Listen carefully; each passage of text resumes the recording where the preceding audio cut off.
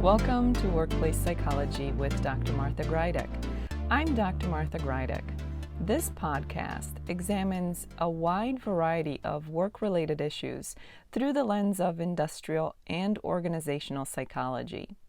And while many of the topics discussed here may be seen as intended for white-collar employees and their employers, in reality, the ideas presented here are applicable across organizations and industries.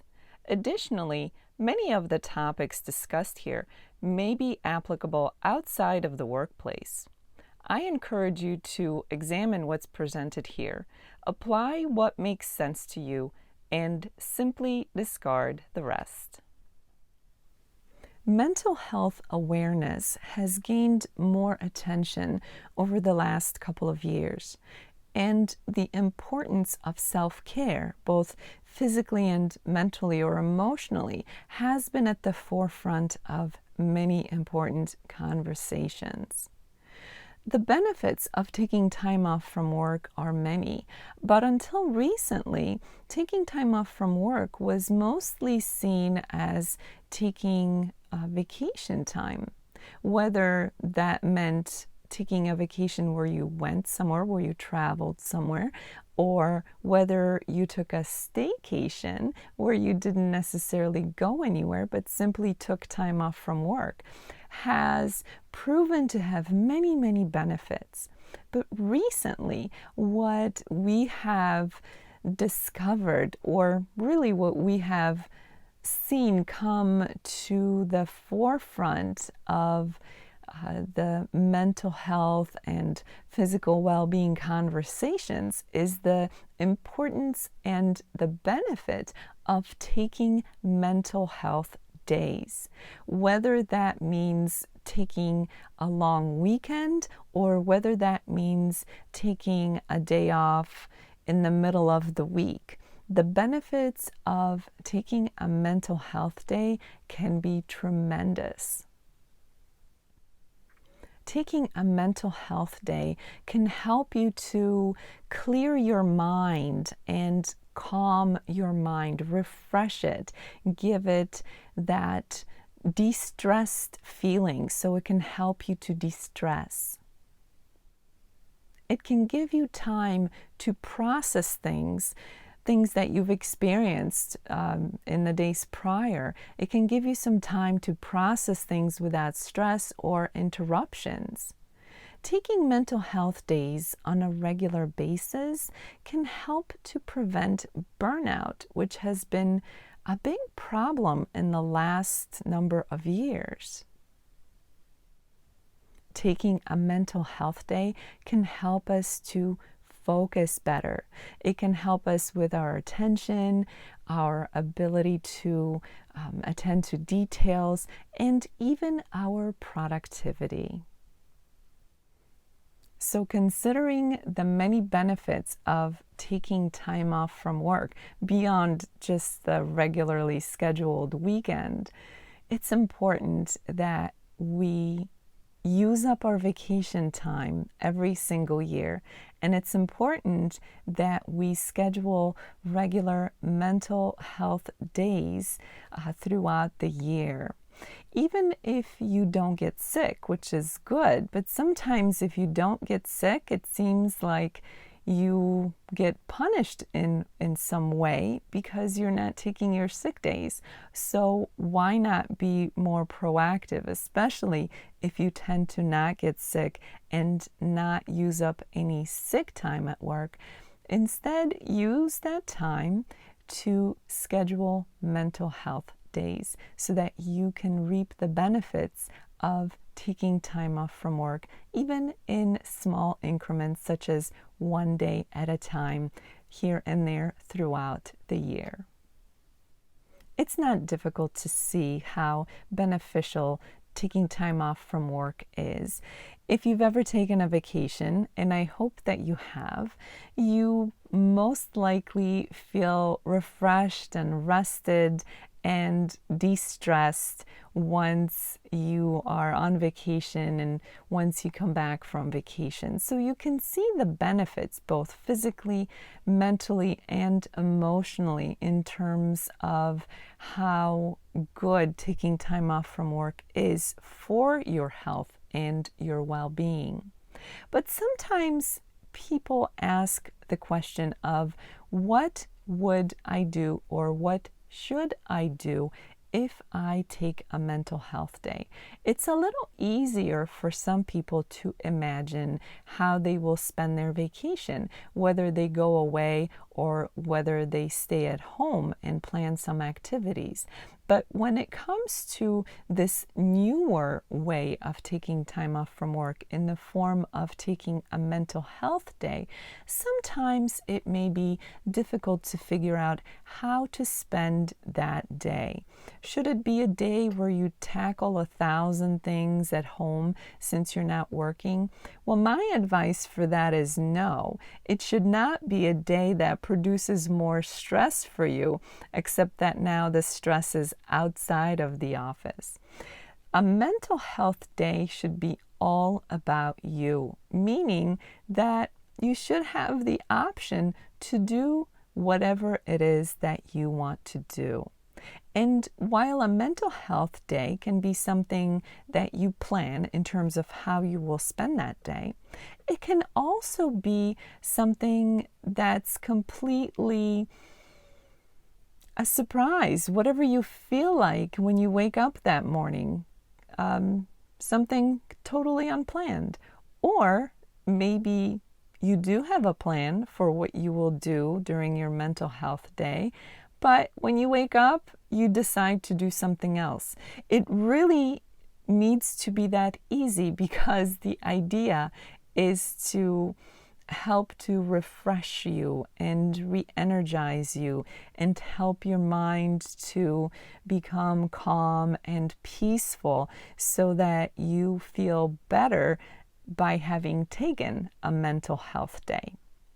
So what kind of things can you do when you take a day off to take a mental health day? It could be 1,000,001 different things that really is only limited by your own imagination. Maybe you stay in bed all day. Maybe you spend the day reading, or you could do something like spend the day meditating, or part of the day meditating, or spend some time in prayer. Maybe you decide to spend time with some friends or family or your pet. Do something that brings you joy into your life, that makes you happy. Maybe that means a spa day for you. Maybe you go get a haircut or a massage or get your nails done. Or you could take a day trip. Some of you might enjoy spending the day at the library or at the bookstore, getting lost in all the books and picking out your next read. You could go outside, go for a walk, go for a hike, maybe spend some time in nature, maybe go to a river or a lake or the ocean, somewhere near water, so that you can hear the waves or hear the water and enjoy relaxing sounds of nature. You could spend the day devoting some time to your hobby. Maybe you garden or work with your hands in some other way. Maybe you go to the movies or to a concert or some performance. As you can see, there are so many different ways in which you can spend your mental health day. Maybe you take a class. That could be an online class or an in-person class to learn something that you've wanted to learn. You could spend the day organizing your closet if that makes you happy, or decluttering a room in your house. That could bring you a sense of relief, a sense of accomplishment, something that's been weighing on you, that's been in the back of your mind something that was on your to-do list, but maybe it only takes an hour or two and you can get that off your to-do list. But remember that your mental health day should be something that in the end is beneficial to you and that makes you feel better. Maybe you spend your mental health day volunteering your time. For some of you, that may be just what the doctor ordered, so to speak, to devote your time and energy connecting with other people and helping those who may be less fortunate than you. However you decide to spend your mental health day, it's important to remember a couple of things. One, this is your day, so whatever you decide to do is okay. It should be whatever makes you happy, whatever makes you feel good, whatever makes you feel better. And the second thing to remember is that you can plan your day or just be spontaneous. Or maybe you planned it and then change your mind. Whatever happens, that's okay, because it's absolutely up to you how you spend your mental health day.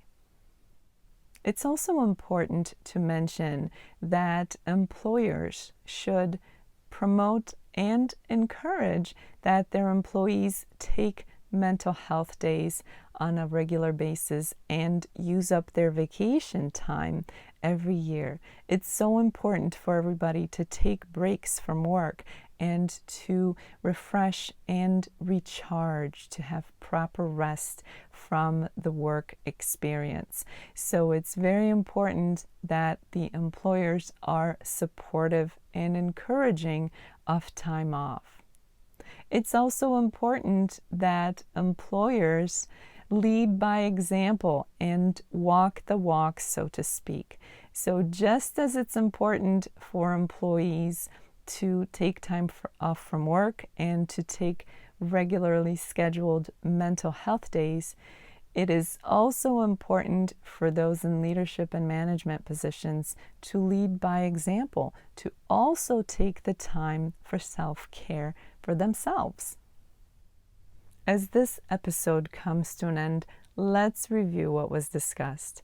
Today's topic was very simple and straightforward. The bottom line is, take your vacation time and make sure that you take advantage of mental health days. Regularly scheduled mental health days throughout the year can be just as beneficial as taking your traditional vacations, whether you make it into a long weekend by taking a Friday or a Monday off, or whether you take a day off in the middle of the week. Make sure that you take time off from work regularly.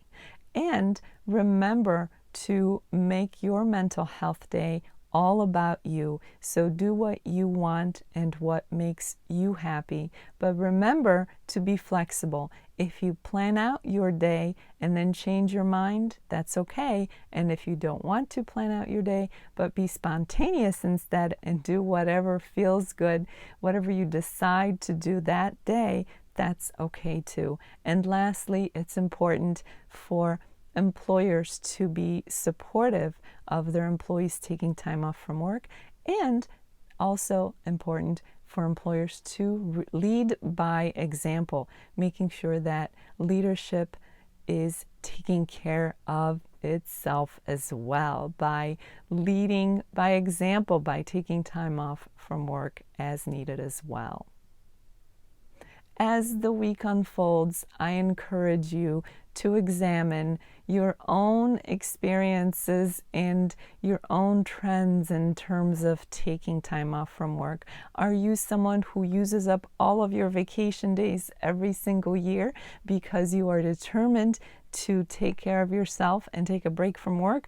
Or are you someone who never uses up their vacation time and at the end of the year has a number of days left over? And how do you do when it comes to taking mental health days? And this is as important for employees as it is for employers. So take some time this week to examine your own experiences and see where improvement may be needed. Make sure to implement that improvement once you identify it.